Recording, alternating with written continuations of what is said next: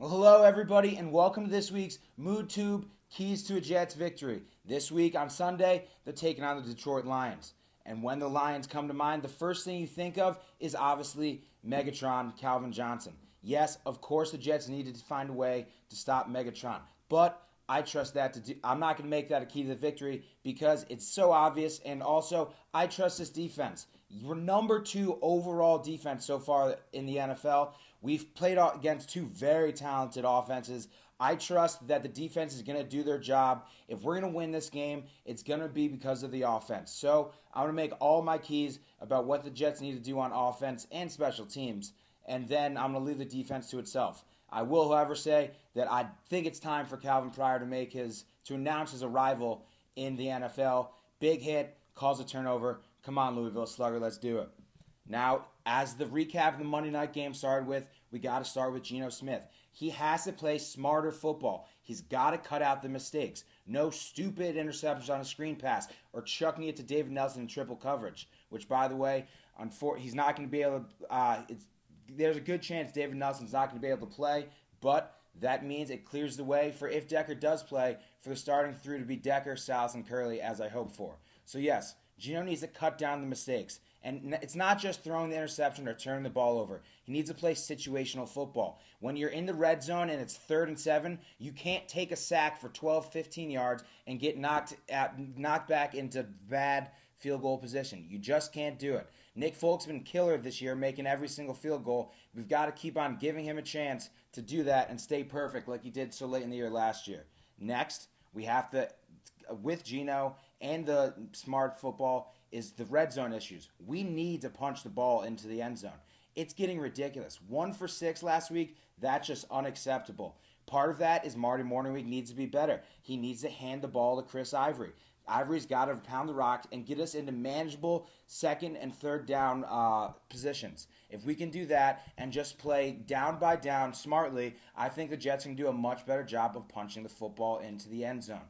Also, the Jets may be a top 5 team when it comes from moving the ball from their end zone all the way into the 20-yard line to the start of the red zone. They have to have some of the top yards going in there. They just can't get it done. So we've got to figure that out.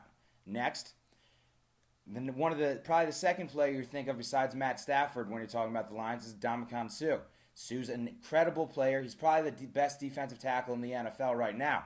As Willie Colon said, he's ready for a dogfight. So that's where I'm making another key to this week's game.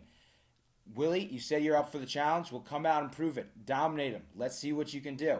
Also, I have to share this. The thought popped in my head. Not that I'm saying Willie Colon's a dirty player or that he should do this, but it would be interesting to see if Willie Colon can bait Ndamukong Suh into doing something stupid and getting kicked out of the game.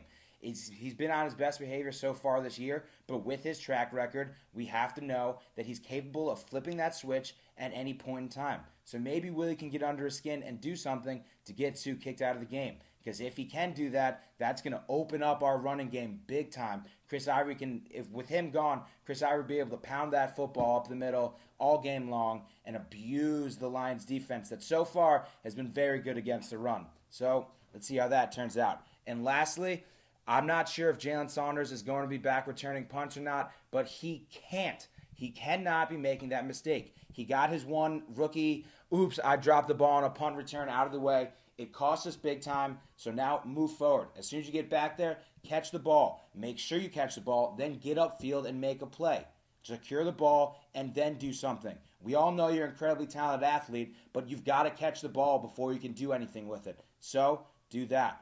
I think the Jets are going to win this one. They've had 2 tough losses where they've hurt themselves, they've made bad mistakes, but when it comes down to it, they were in the position to win both of those games, and in both games they had a touchdown taken away from them.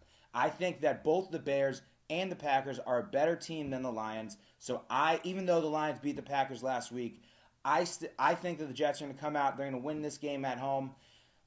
I could see them winning it by maybe 6 points, 2 field goals. We'll see how it shakes out. But that's it for this week's MoodTube Keys to a Jets Victory. I'll get back to you after the next week and we'll see what happens on Sunday. But just remember, you got to check out the tube because I've got those sports for your every mood.